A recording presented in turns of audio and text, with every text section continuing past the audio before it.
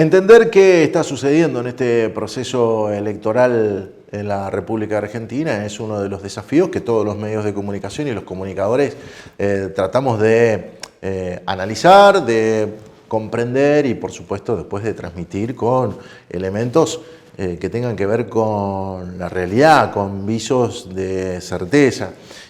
No lo podemos hacer solo. Para ello están quienes se prepararon, quienes realizan trabajo de consultoría, quienes leen la realidad desde una formación mucho más profesional, como es el caso de nuestro invitado Roger Fabre, a quien le agradecemos. Ha participado en columnas en el Multimedio La Ribera, ha colaborado. Lo conocemos desde muy chiquitito, hemos visto todo su recorrido, pero ahora ya es un profesional que nos está visitando, ayudándonos a pensar y a comprender la realidad. Gracias por estar. ¿Cómo estás, Gustavo? Muchas gracias. Un gusto poder compartir un análisis político juntos en un momento que se presta para eso.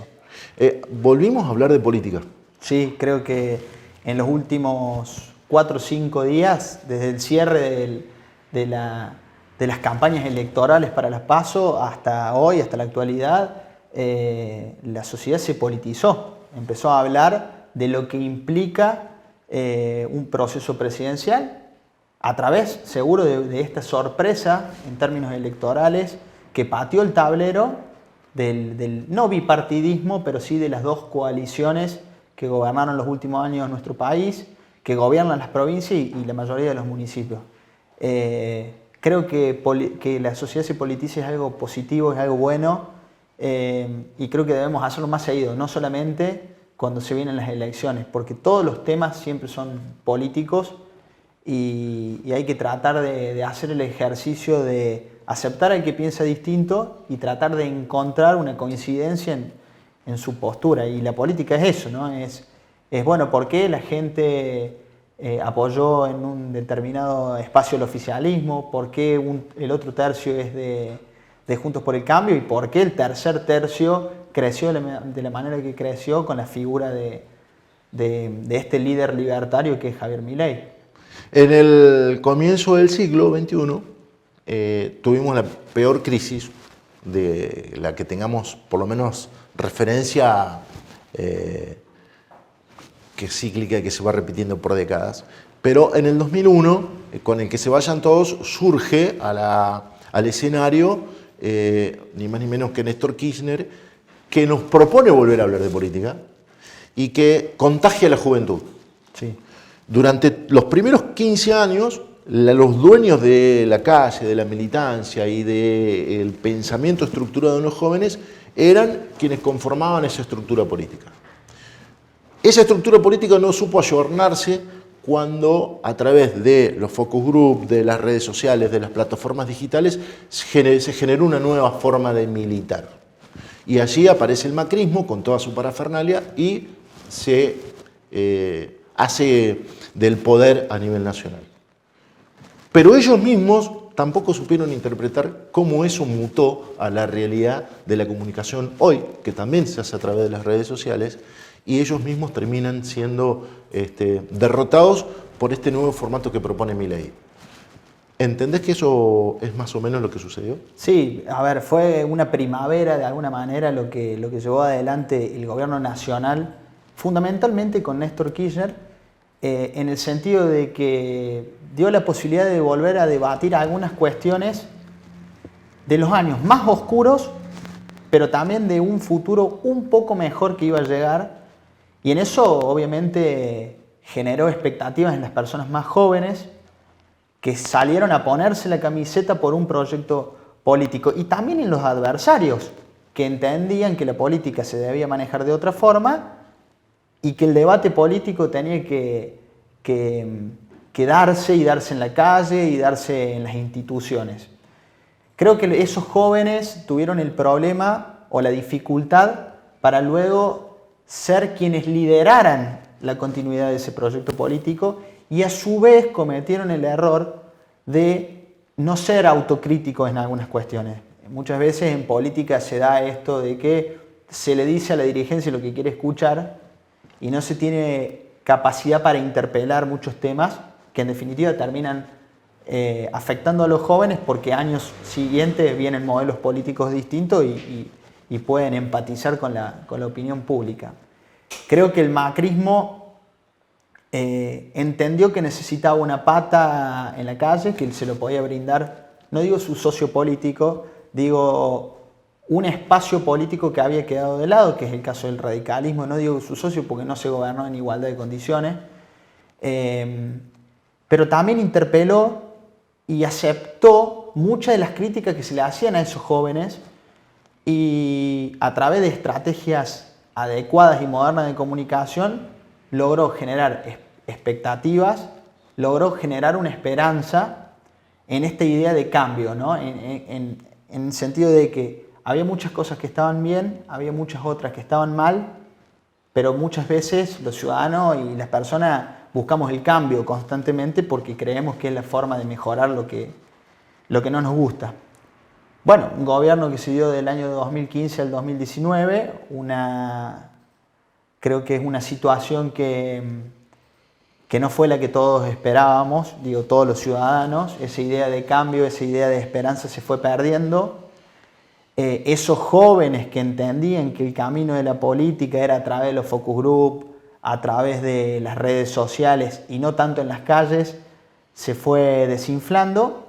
Y en el 2019 los ciudadanos volvimos con la exnovia, por decirlo de una forma, ¿no? Y se cometieron los mismos errores que en definitiva es un poco lo que hoy estamos atravesando en este proceso electoral. No había otra cosa en el 2019, era la continuidad de lo que estaba o la opción de una dirigencia política que ya había estado, y en esto reintegro la idea esta de que esos jóvenes del 2003, del 2005, del 2007, a mí me pasó en la universidad, eran debates todo el tiempo y creo que se quedaron en una cierta, no digo comodidad, pero no lograron liderar el proyecto político que en todo caso tendrían que haber liderado en el año 2019. La dirigencia que llegó era dirigencia que ya había estado, que incluso gran parte se ha ido muy mal de ese gobierno nacional de Néstor y luego de Cristina, y no había un proyecto político sumado a los inconvenientes que fueron surgiendo en el lapso, como bien decías, la pandemia, una guerra en la otra punta del mundo que nos afecta y muchas otras cuestiones que hacen al día a día y que cuando en política no hay planificación en una gestión es más difícil de resolver. Todos los problemas son difíciles de resolver, pero cuando no hay planificación la sociedad empieza a percibir como que es todo lo mismo, empieza a cansarse, ya no existen los días en donde se puede confiar en que el gobierno va a intentar llevar adelante algunas cuestiones y la paciencia se agota más rápido. Y así es como llegamos a esta situación, una situación sumamente complicada para el gobierno nacional y fundamentalmente para toda la sociedad. Creo que en algunas cuestiones, sobre todo la economía, la inseguridad también es una realidad y fue creciendo un espacio político, en realidad no es un espacio, digamos un liderazgo político con mucha estrategia a lo largo del tiempo, con una estrategia más moderna incluso que la que tuvo ese Cambiemos del 2015, en redes sociales y también en juegos en línea, en esto de propagar ideas libertarias. Y acá que yo creo que hay apoyo político, hay muchas cuestiones que creo que con el paso del tiempo las vamos a ir viendo, no es algo aleatorio, hay estrategia, hay una decisión política de construir un espacio y me parece que en esto de este crecimiento de la tercera fuerza con Javier Milei no solo es un voto rechazo a todo lo que está mal, ¿no?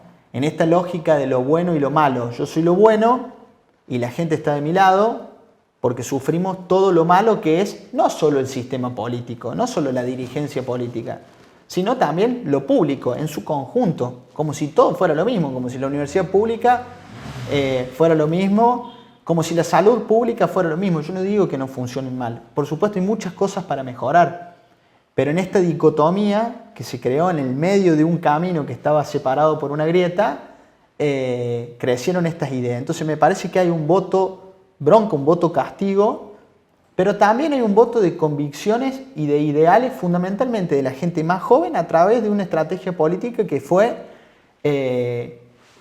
llevada adelante durante todos estos años, ¿no? ¿Qué era hacer hoy un joven que quisiera patear el tablero, que es hoy ser de alguna manera revolucionario con todo lo que está, con todo lo que no nos gusta, con lo que sufrieron nuestros abuelos, nuestros padres, que lo escuchamos en casa y que también hoy lo estamos viviendo nosotros y lo vemos en los aeropuertos con los jóvenes que se van. Bueno, eran estas ideas de prender fuego todo, de quemar todo, y es un mensaje político que me parece que hay que entender y que la dirigencia en todo su conjunto lo tiene que entender para hacer una autocrítica de la situación a la que hemos llegado. En función de todo esto que estamos viendo, tenemos que reconocer que quien leyó mejor que nadie lo que se avecinaba como escenario electoral fue Cristina Fernández de Kirchner, que habló de una elección de tercios. Incluso hasta uno intuye que forma parte de algún resultado, de algún estudio, de una estrategia que quien haya logrado de alguna manera concentrar esa idea del enojo y del rechazo a lo que es la mirada política sea Javier Milei. Porque Milei se llevó todo lo que era el caudal político del PRO o de Cambiemos y de ese frente electoral, que creo que es el que más perdió y el que más está en desventaja con miras a las elecciones de octubre. No sé si coincidís con la mirada. Y por otro lado, ¿están en condiciones tanto el oficialismo ahora, el gobierno nacional, como la gente del PRO de poder reencauzar esa forma de comunicar y tratar de rescatar algo de ese voto que se le fue? A ver, coincido con la idea de esta estrategia de Cristina Fernández de Kirchner. Si uno ve los números, alrededor de un 65% de los votos de los 2/3 eran con la idea de cambio. Entonces, en un gobierno nacional que se enfrenta a una interminable cantidad de problemas y además tiene una incapacidad para resolver esos problemas, fundamentalmente el económico, no tenía otra opción de llegar a las elecciones generales siendo de alguna manera protagonista. Hoy lo es. Hoy se dio una elección de tercios en donde nadie sacó más diferencia, en donde el principal perdedor me parece que es Juntos por el Cambio. Y digo el principal perdedor porque creo que quien gana la interna tiene la impronta más difícil de sostener en una elección general, hasta incluso también en un balotaje. Estamos hablando de Patricia Bullrich, ¿no? Estamos hablando de Patricia Bullrich. Un gobierno nacional que se enfrenta a un montón de problemas y que encabezó un proceso electoral prácticamente de último momento, que quizás que tendría que haber tenido un mayor caudal electoral en algunos bastiones claves. En esto también me parece que la figura de Javier Milei disrumpe en bastiones históricos del justicialismo, que ese piso capaz que hubiera tenido que estar en 30% y no en 25%, pero creo que se enfrenta a dos problemas, digamos. Uno, cómo continúa estos 2 meses, y otro es cómo incrementa la participación electoral en sus lugares claves, cómo nivela en algunos lugares que perdió por mucha diferencia, y de esa forma con un poco más me parece que tiene un lugar en la posible segunda vuelta. Lo de Juntos por el Cambio es más complejo. Ahora tiene que evitar la fuga de votos, la fuga por derecha y la fuga por izquierda. La derecha se la puede absorber muy bien Javier Milei, y la fuga, no por izquierda, pero sí para el centro se lo puede absorber Sergio Massa. Y me parece que en ese sentido la estrategia de los tercios se dio, y creo que en eso también hubo una decisión política de hace muchos años de jugar en este esquema, ¿no? Ante la imposibilidad de solucionar problemas estructurales de la Argentina, que creciera una fuerza que muchas veces creo que se cometió el error de pensar de que no era seria. Creo que todo lo hemos hecho.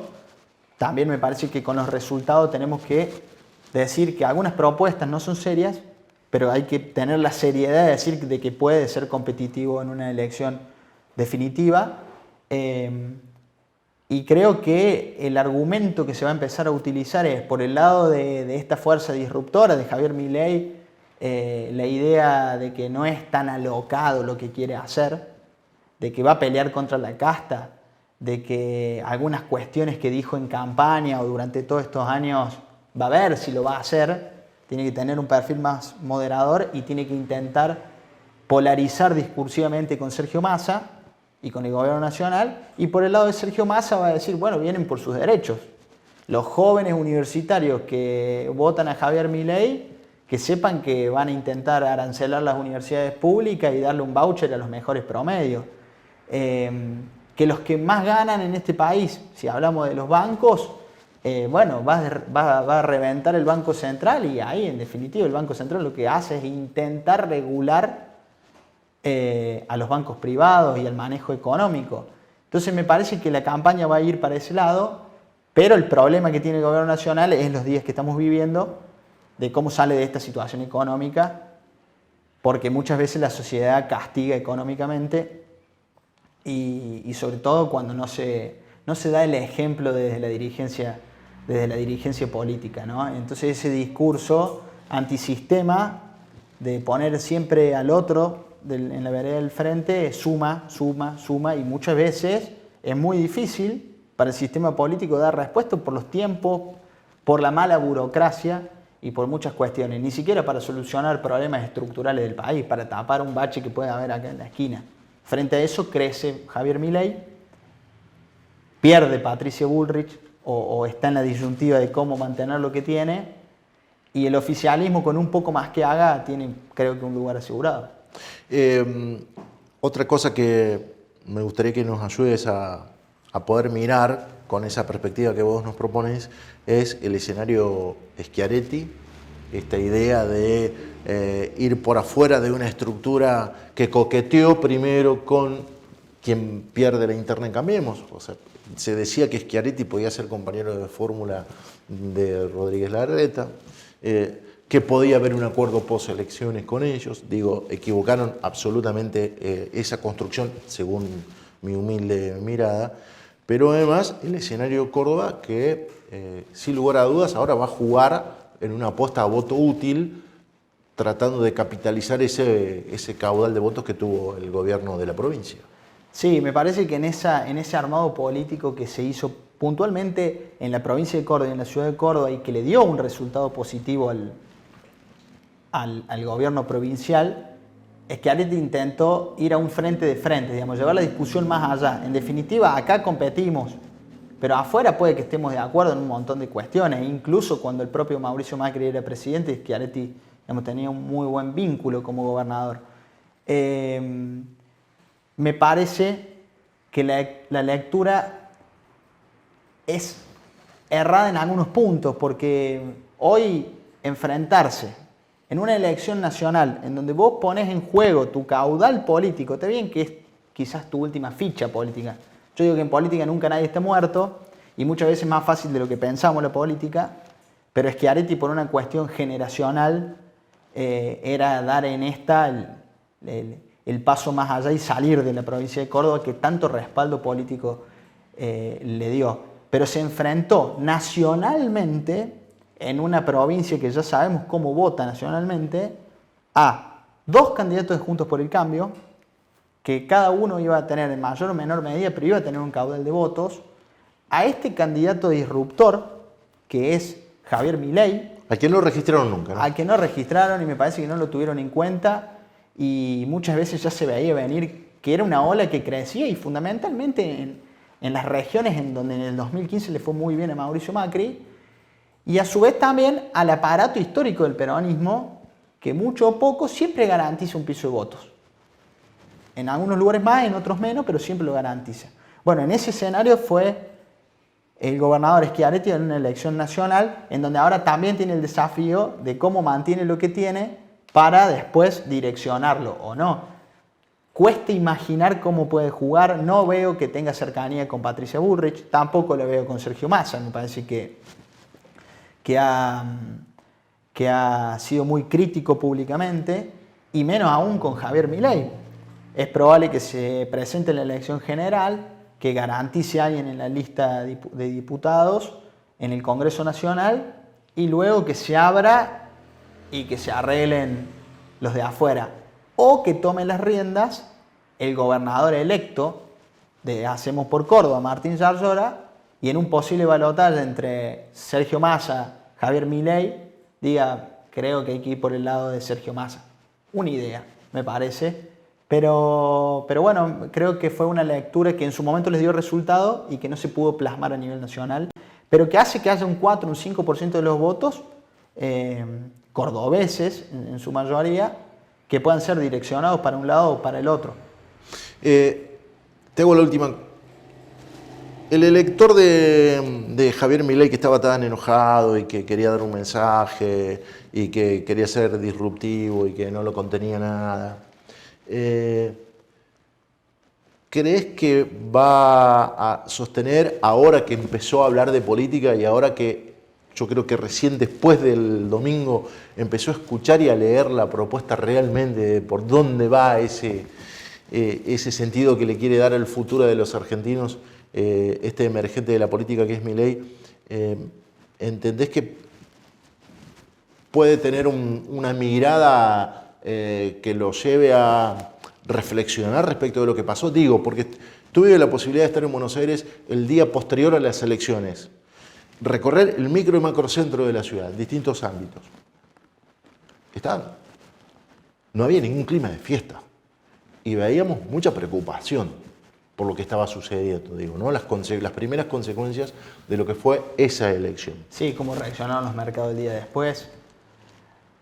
A ver, yo creo que es una respuesta que se puede contestar por dos lados. Me parece que para la general va a conservar un voto muy fuerte.